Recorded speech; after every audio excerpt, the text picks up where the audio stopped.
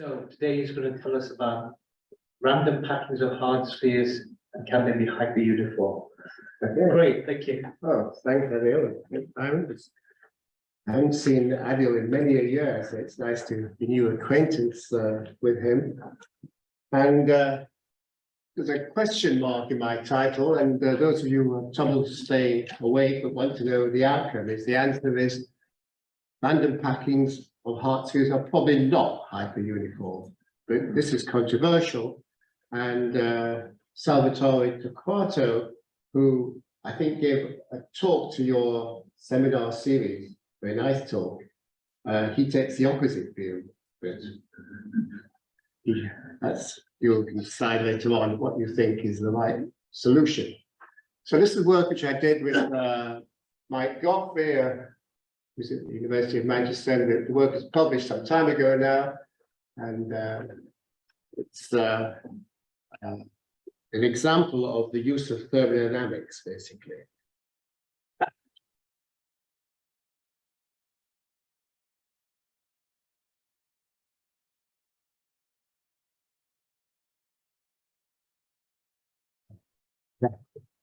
Right, well, some of you may not have come across hyperuniformity. Is that the case that some of you have never heard of hyperuniformity?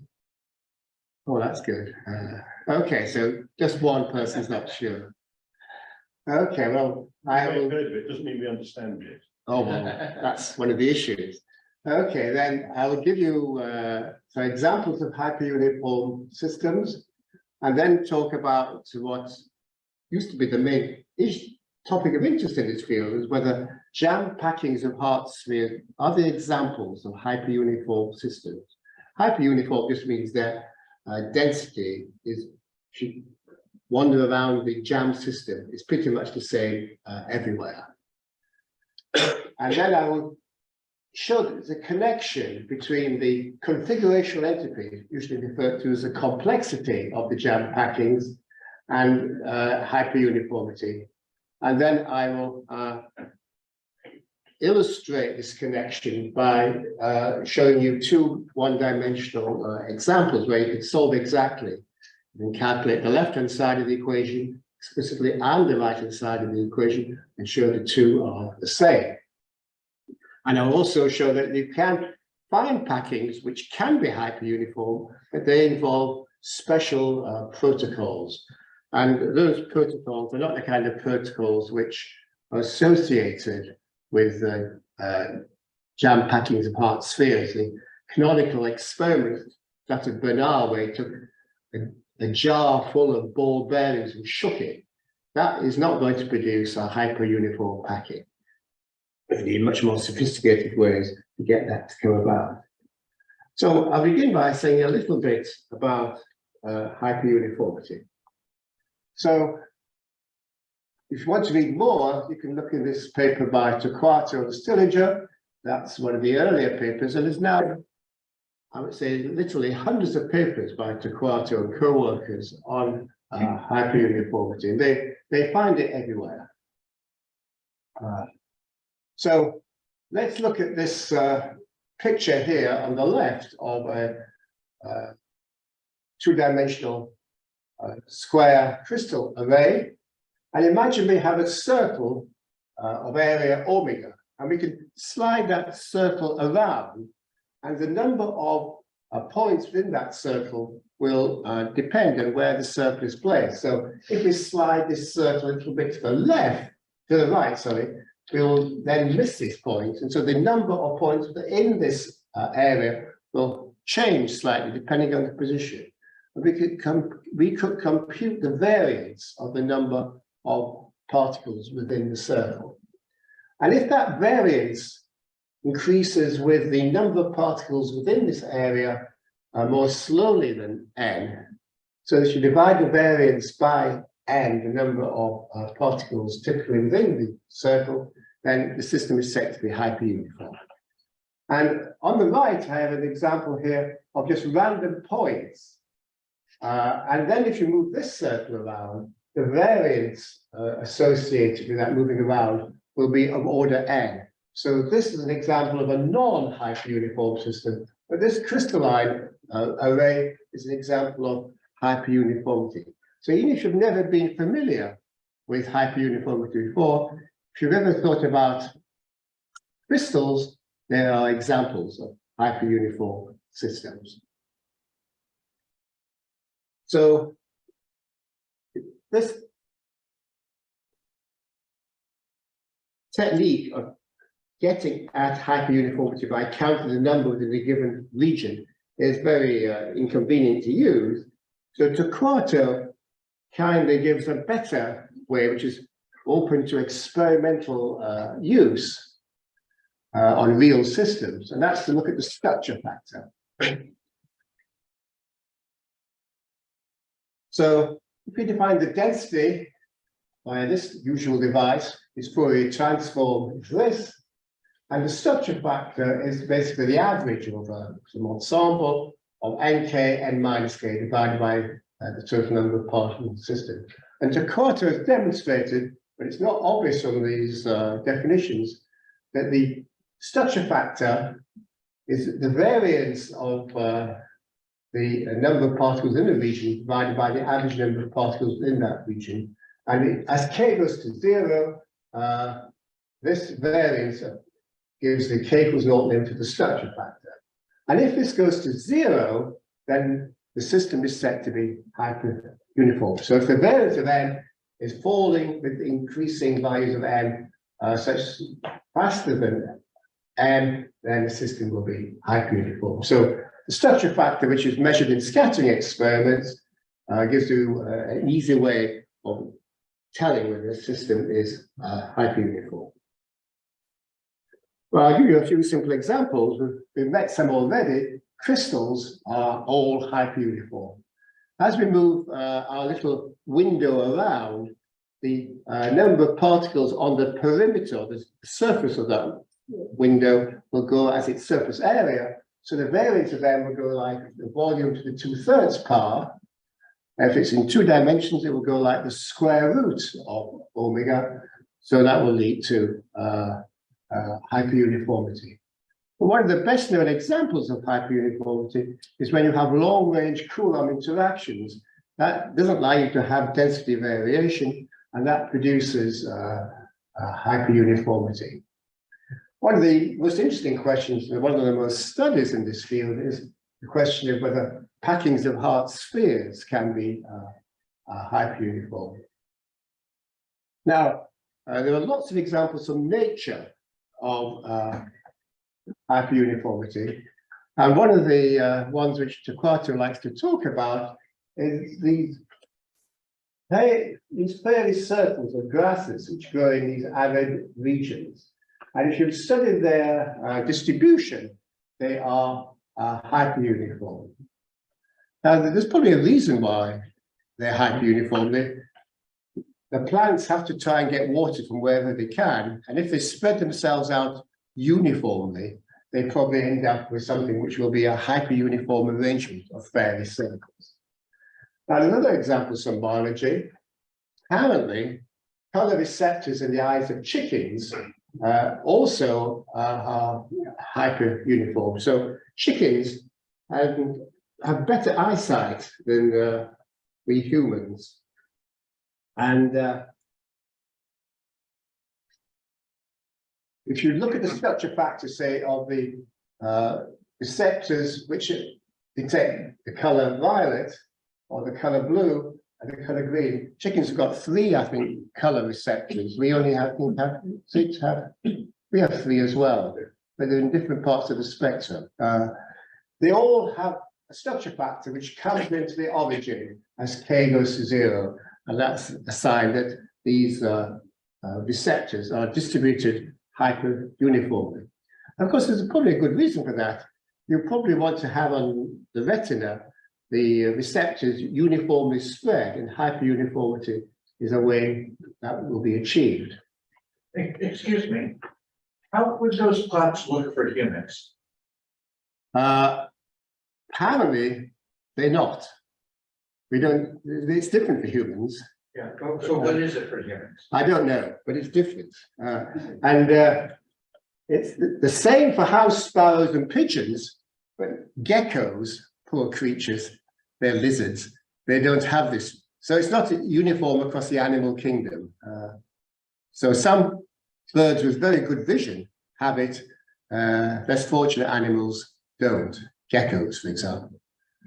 Presumably because chickens need to look for little seeds, and they need to have excellent vision to spot them, and so they've developed this. Can I ask a question later?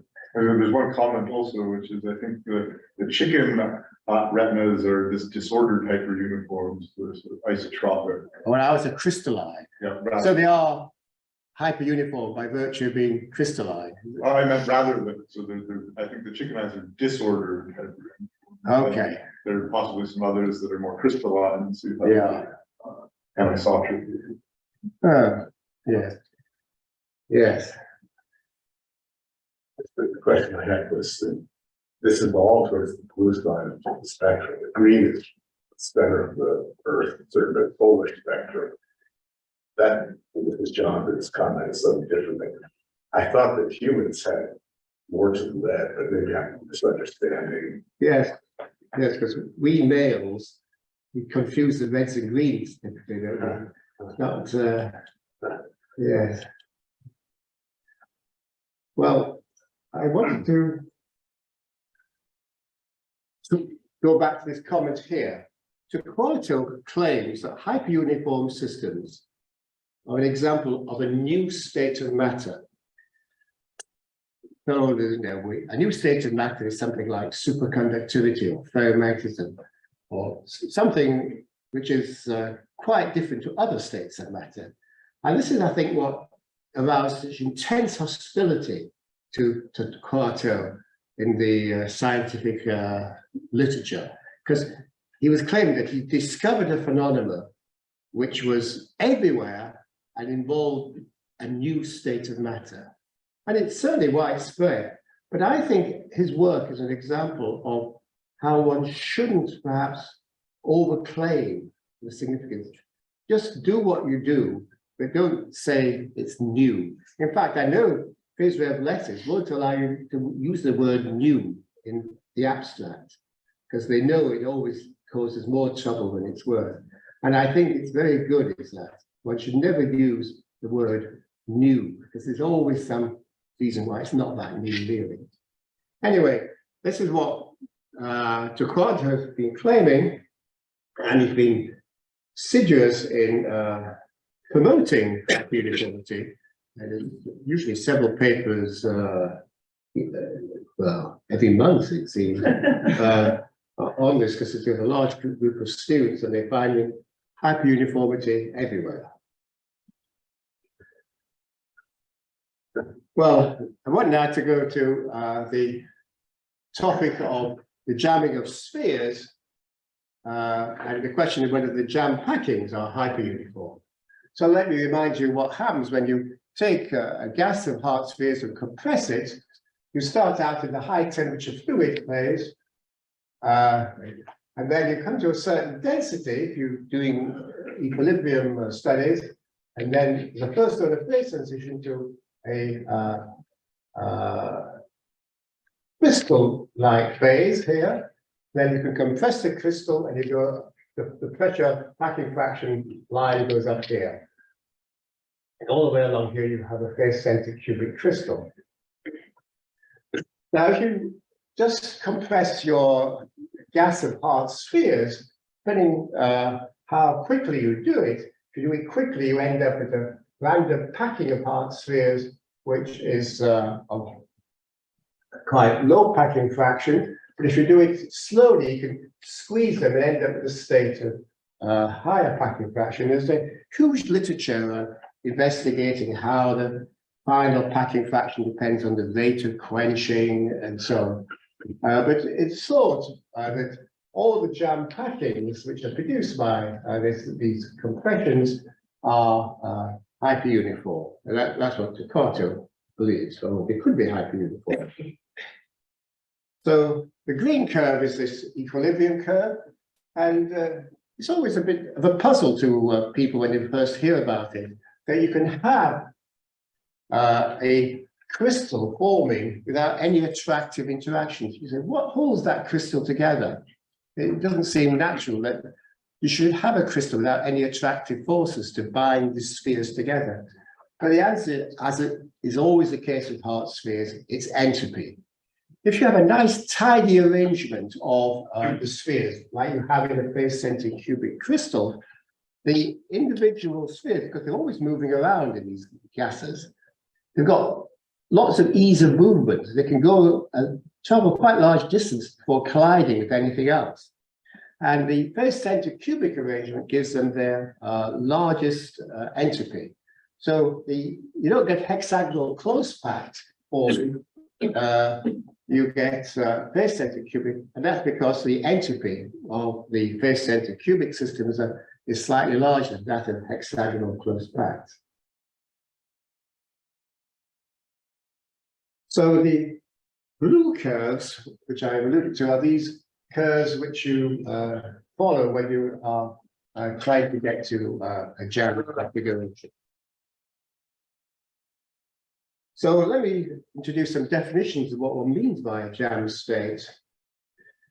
So there are three kinds of jam state. There's states which are locally jammed, and in which each particle is just trapped by its neighbors. And what we have on the left here is an example of a locally jammed state. Each one of these disks can't be moved by itself. On the other hand, you can clearly rotate this hexagon around. So this is locally jammed, but it's not collectively jammed. Here we have an example of a collectively jammed state. You can't move any of these disks at all, as long as the box stays the square box. On the other hand, if you just push the side of the box over, this configuration distorts to that. So this is an example of a collectively jammed state, but it's not strictly jammed. If it's strictly jammed, you can't change the boundary in any way because the jamming stops you doing that. So if I had a triangular lattice here rather than a square lattice, that would be strictly jammed. If with a square lattice, you can always shear the box in which it's in. So those are examples of the three classes of jam states. So the Torquato cylinder conjecture is that any strictly jammed, saturated, infinite packages of identical spheres in, say, d dimensions, 3 dimensions, is hyperuniform. The word saturated is important because you can get packing arrangements in which there are voids big enough to place a particle. And if there's a particle in that void, it rattles around, and that makes the structure factor non-zero. So by a saturated packing, you mean one which doesn't contain any voids large enough to contain a rattling, a rattler, in terminology which is used. Well, it's a conjecture. Conjectures are either true or they are not, but you can provide numerical evidence for and against them. And this is work of Stillinger's group here. And you can look at the structure factor, S of K versus K. There's always some peaks. But we are focused on the limit of K going to 0.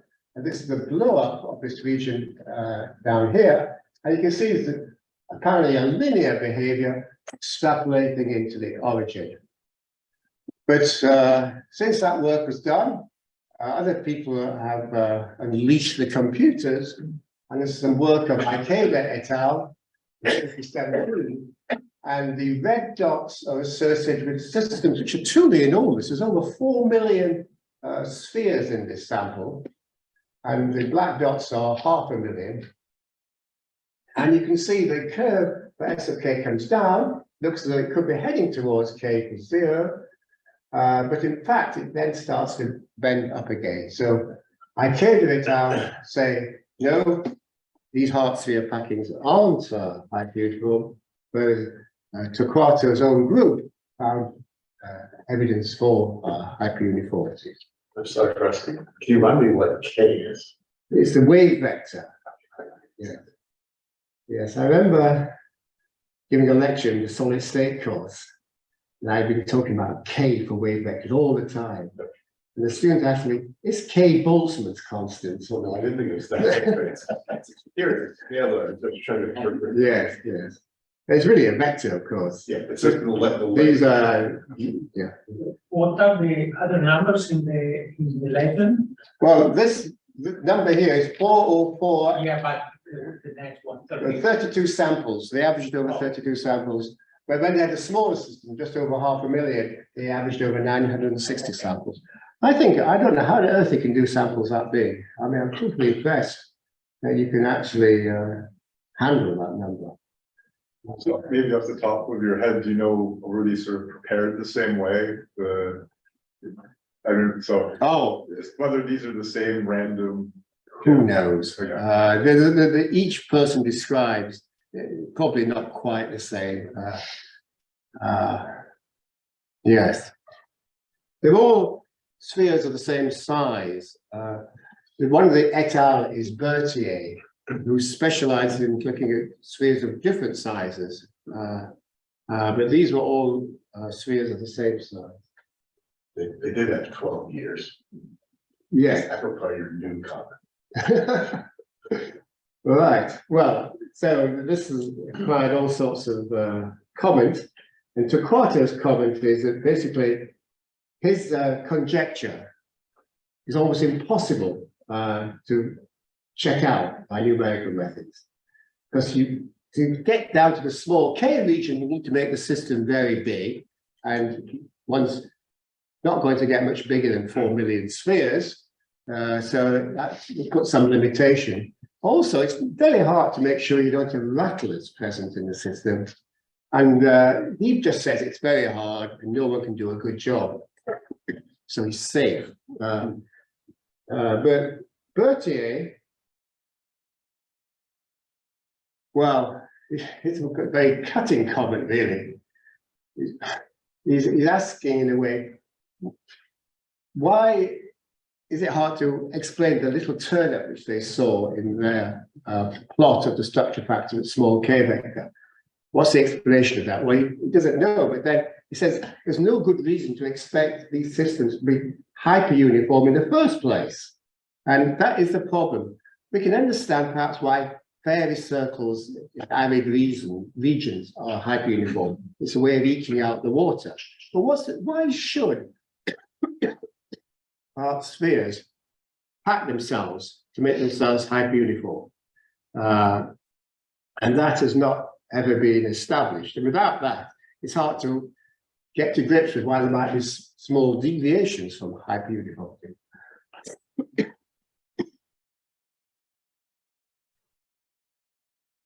Well, I want now to show that you cannot have hyperuniformity in packings of spheres if there is a non-trivial amount of configurational entropy present. So configurational entropy was I think it's a concept which was probably known a long time ago, but it was introduced to the physics literature by Sam Edwards. In fact, he built a whole theory of the flow of powders and everything, glasses, on this idea of complexity or configurational entropy. And it's one of these mysterious things, because he thought the configurational entropy was going to be as useful for granular systems and powders as entropy was in equilibrium systems. Because, for example, he thought that if you took a system of hard spheres and compressed them till they became a random jam packing, the random jam packing which you would end up in is the random jam packing associated with the largest value of the configurational entropy. So the system would end up in the state of, which gave it, as it were, the maximum configurational entropy. And lots of people actually still believe this. I mean, there's a lot of papers written on that assumption, but in fact, it's very easy to construct examples where it's just not true. And so the status of this, it's not like thermodynamics. Thermodynamics applies to every system which is in equilibrium. It seems that it doesn't apply to these jamming problems because the dynamics of where you start and where you end up is important and it affects the outcome. Whereas the Edwards hypothesis, and it's called the Edwards hypothesis, was that, that you could get rid of the dynamics and just compute the complexity, and then you could work out the typical packing fraction of the state you end up in a quench. So this was Sam Edwards' dream, that you could bypass the hard dynamics and do it like Boltzmann and the company did for equilibrium thermodynamics. Remember, in equilibrium thermodynamics,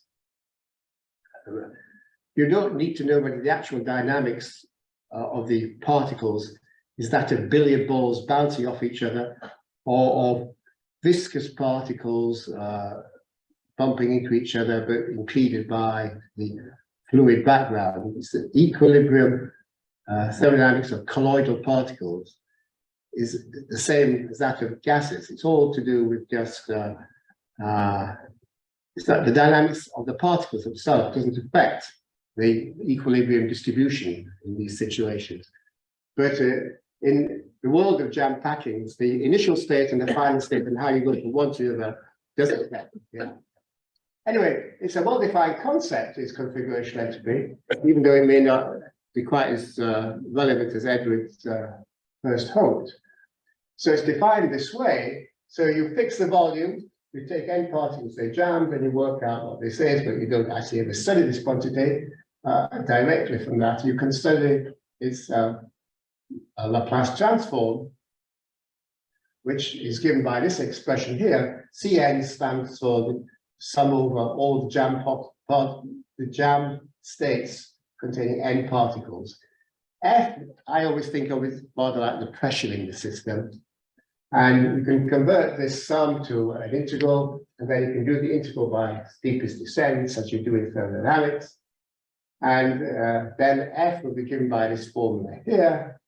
And if you write sigma as n, you assume it's extensive, so n times some which doesn't depend on the size of the system, you get this relationship here.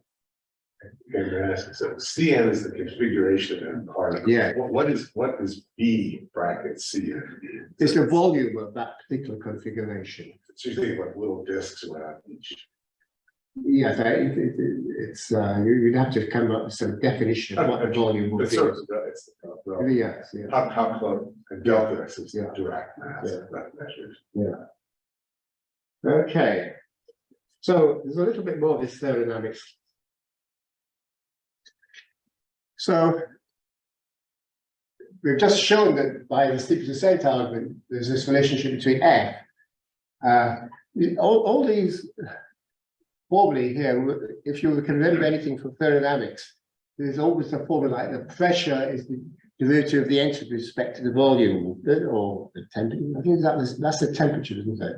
No, it's the pressure. So there's always a direct analog between what I'm doing and all the thermodynamics. But this is an athermal system. There's no energy when you're talking about Hart spheres. It's always entropy. There's no energy of interaction between them. And so the Gibbs potential, which is n times the chemical potential, has the term, well, normally that would be written PV minus T times S. There's no temperature in this system. It's all at zero temperature, but that's the analog of the entropy term. But there would normally be a term involving the energy, E or U, depending on your notation. And that, of course, is missing for Hart spheres. There's no energy of interaction. So the Gibbs-Duhem relationship between a chemical potential and F, I think F has got a name. I think it's called a compactivity by Edwards. So ND mu equals VDF And the number of particles m in a subvolume omega is always given by this kind of formula. And in this ensemble, you can work out the variance of the number of particles is using the probability that there's m of them, and it will be given by this formula, and it's the same as the derivative of m with respect to mu. This is just everything which you find in thermodynamics textbooks.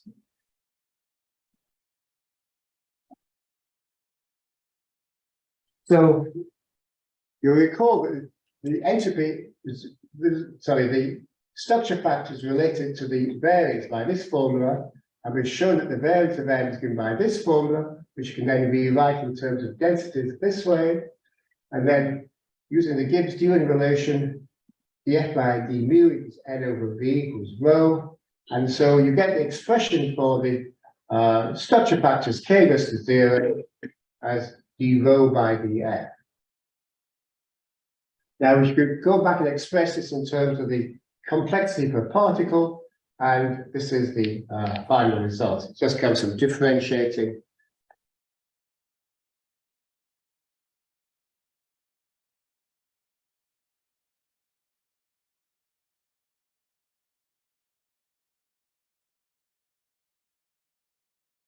this expression here a couple of times. So this is just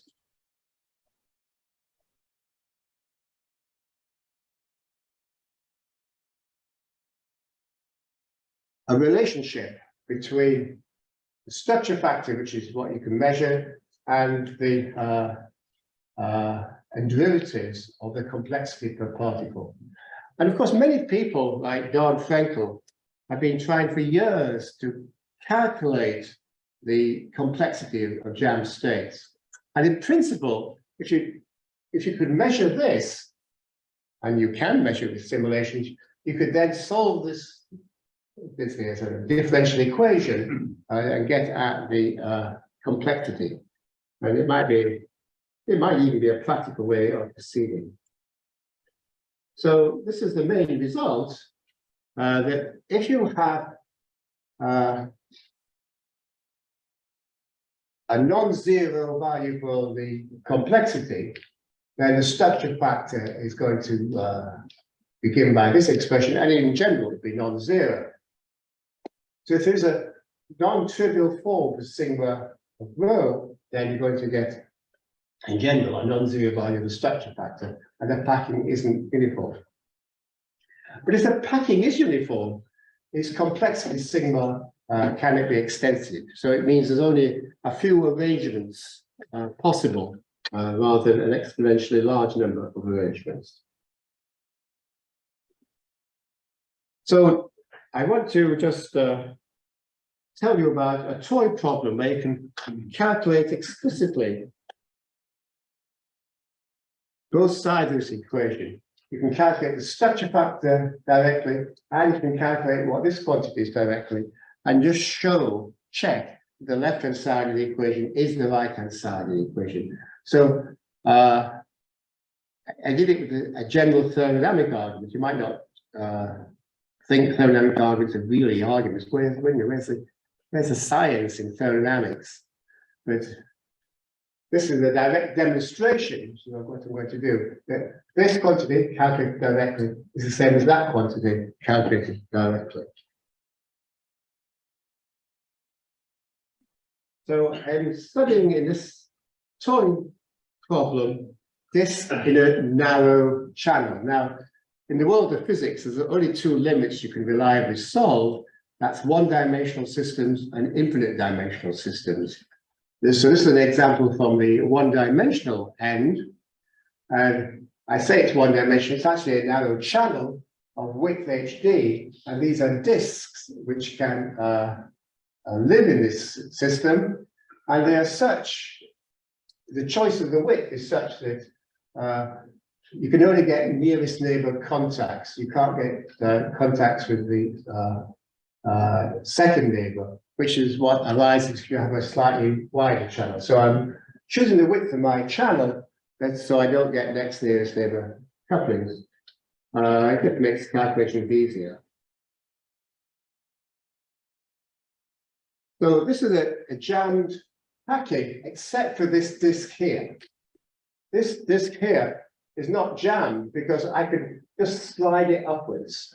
Whereas all the others are in jam configuration. And there's sort of two arrangements we've got on the channels. This zigzag form where you go down and then up. And there's two horizontal ones denoted by blue. The space between the centers is then sigma down to the disk. This one here is a different separation between the disks called delta.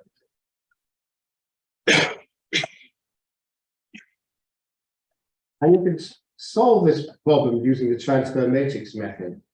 And perhaps I shouldn't labor this one too much, but you just go from one configuration, which at the ends can either two this up and down, down, up, or down, by weighting the configuration by e to the minus f times the extra length. And so you get these formulae for the number of sequences and weighted by this factor from this formula here, which clearly lends itself to be turned into a transfer matrix, which connects what happens with n+1 disk to what happens with just n disks. And T is this transfer matrix, and it's the eigenvalue of that transfer matrix which gives you the partition function Z. You just need to work out the largest eigenvalue of that matrix, and that gives you Z. So this is what Onsager famously did for the two-dimensional Ising model. Well, the structure factor can also be calculated exactly, and you can express it in terms of left and right eigenvalues of the transfer matrix, and this is the formula. Very interesting in itself. And the complexity you can relate to the concentration of pairs of ups and downs.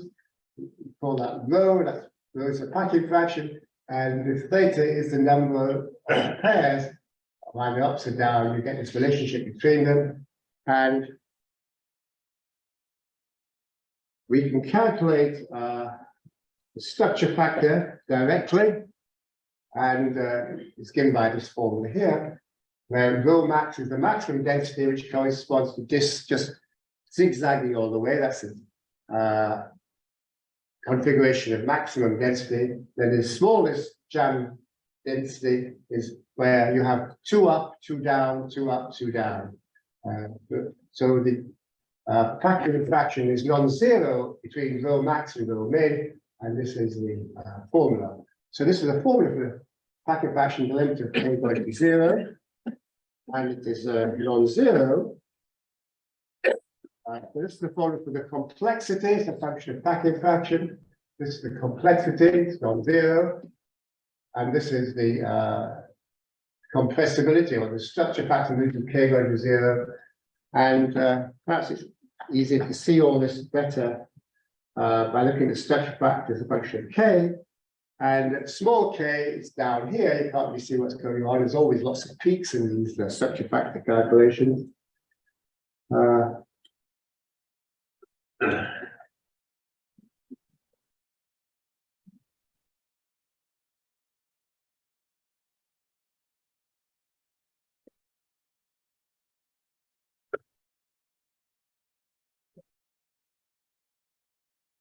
By clicking on the title, it takes you back to the beginning. Yeah. I've done that.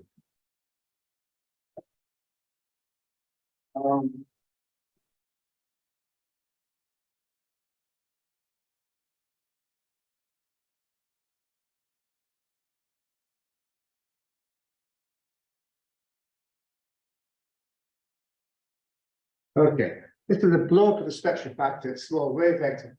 And you can see it's coming in, it's decreasing, but it misses being 0. So this is not a hyperuniform system. Oh dear, why did it do this? Okay.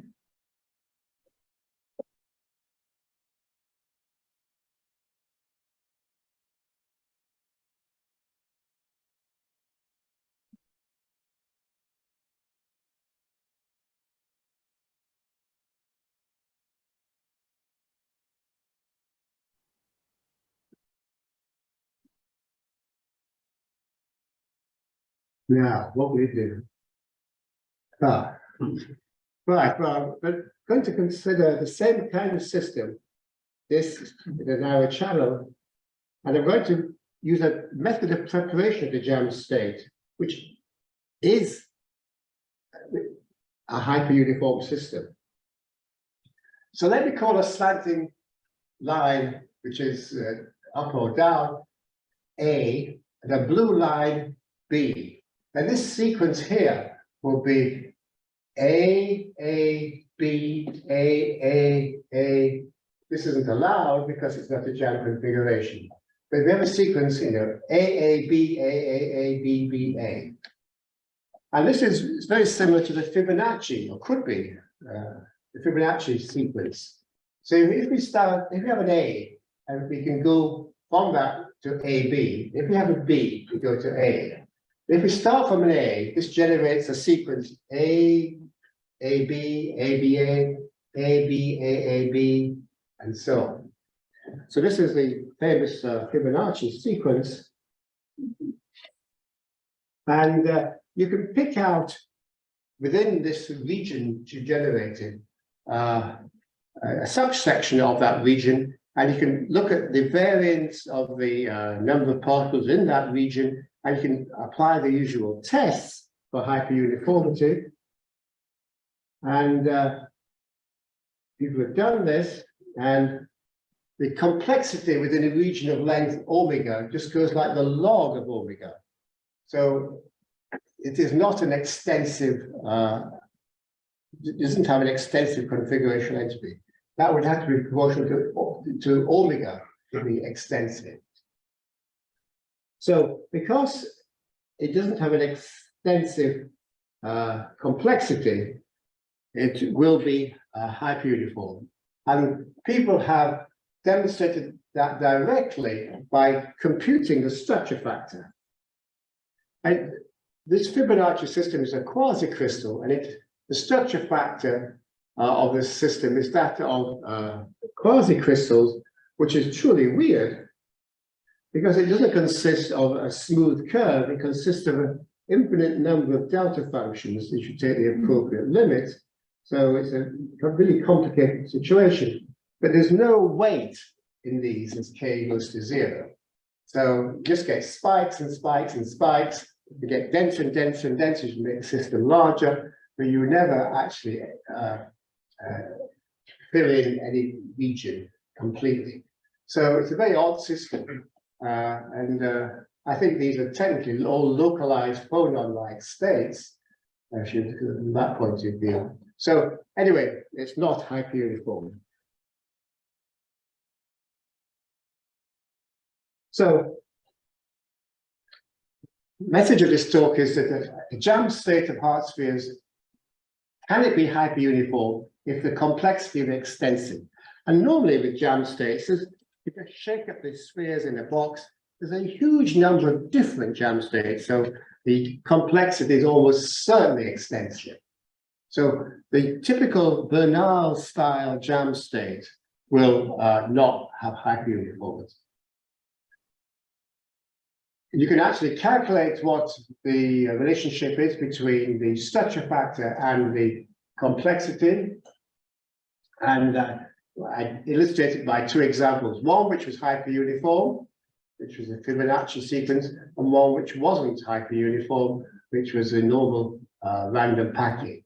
So it seems that the simple thermodynamic argument which leads to this can be exemplified precisely with examples from model systems.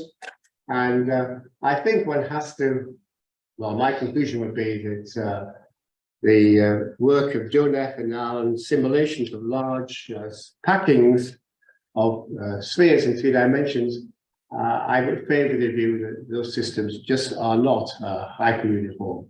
So even if you can't do systems large enough to satisfy Torquato's criteria, you can be pretty sure that those systems will not be hyperuniform. Okay, thank you very much.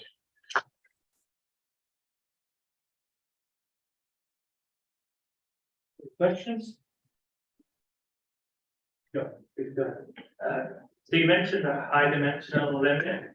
Would you expect, so descending to infinity, would you expect random packing there to be more or less hyper-uniform than in three-dimensional data? Well, that's an interesting question. I don't know, because you can often calculate exactly the infinite dimensional limit. I don't know whether anyone's actually done that. The structure factor in the large D limit, though, is very simple. It's identical to the Perkus-Yevik structure factor. Now, I can't remember precisely what that is. One just needs to look it up. I don't know whether it vanishes it k equals 0 or not. But you can calculate the pair correlation function exactly in the infinite dimensional limit. And it's very, very boring. But it's just what you've got on this approximation, the Perkus-Yevik approximation. But I can't remember its form.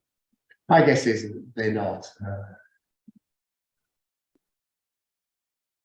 Yeah, thank you for the interesting talk. So you showed that packings cannot be hyperuniform, at least in this way. Is there any other thermodynamic mechanism that you see where you can get a hyperuniform structure as an outcome?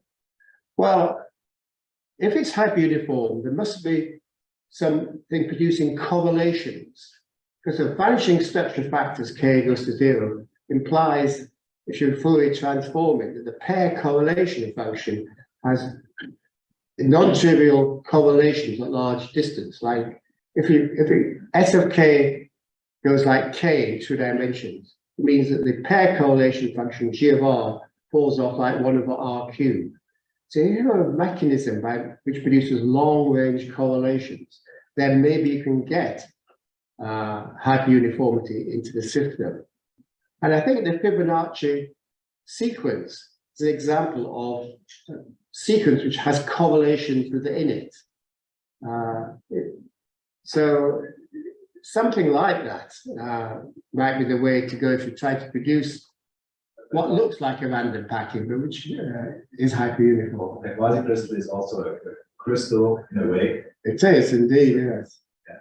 But if it's disordered, is there any chance of getting it in the disordered structure? Well, it's quasi-crystal, so some points of view, I think the structure factor is always a very odd quasi-crystal. And so I'm feeling that quasi-crystals generically may be hyperuniform. I think so. Yeah, well, because regular crystals are as well. So yeah.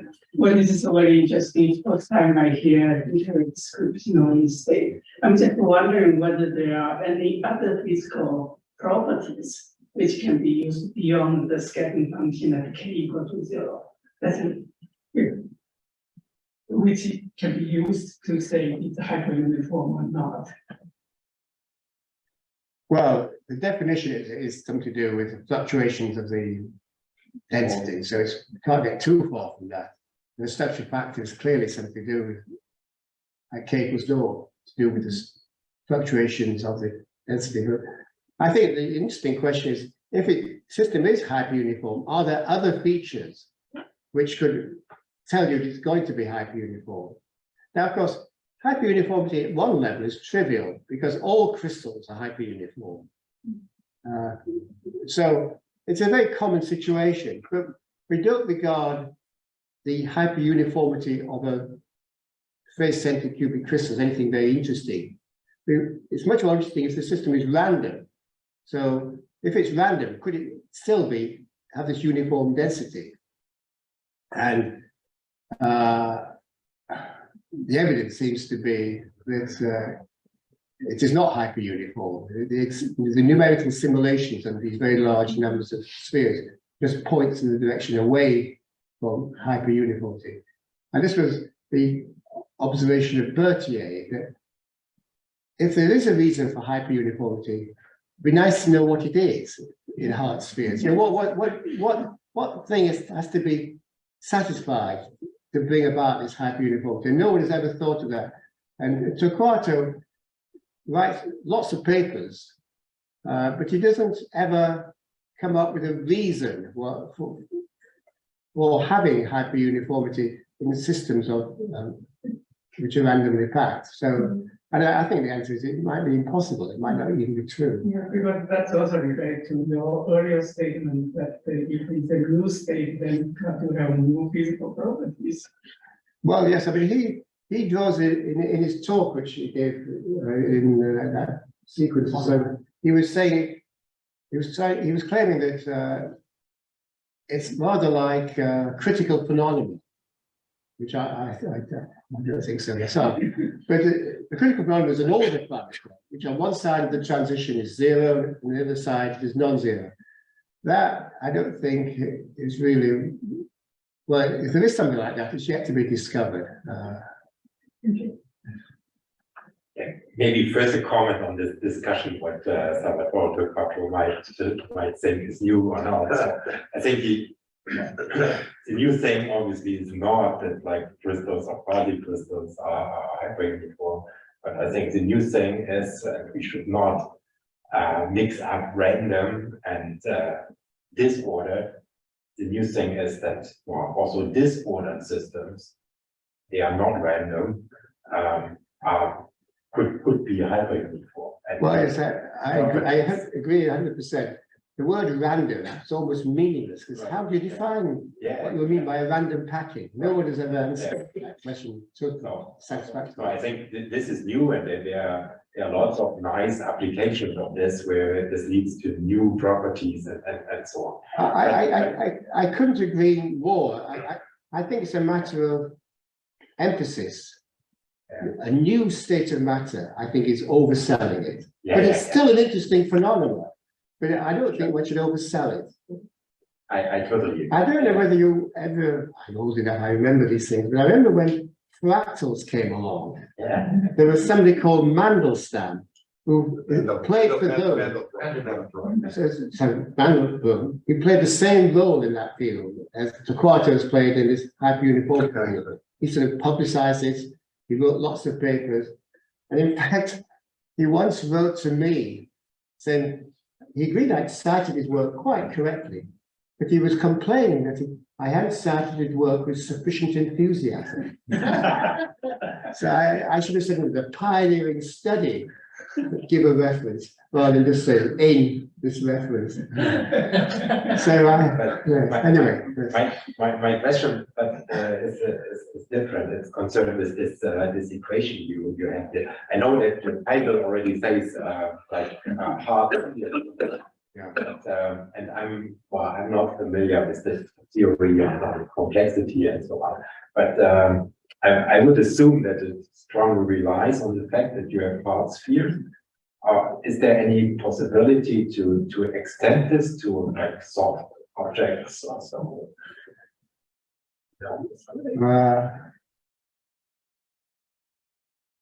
Well, if you have a soft potential, it's not just the number of arrangements which matter. Each arrangement has a different energy.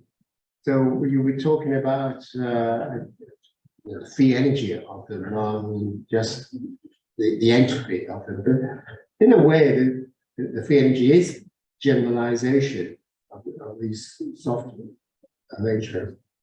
But we want to say things in the limit of T going to 0, the temperature going to 0. So there probably are some similarities.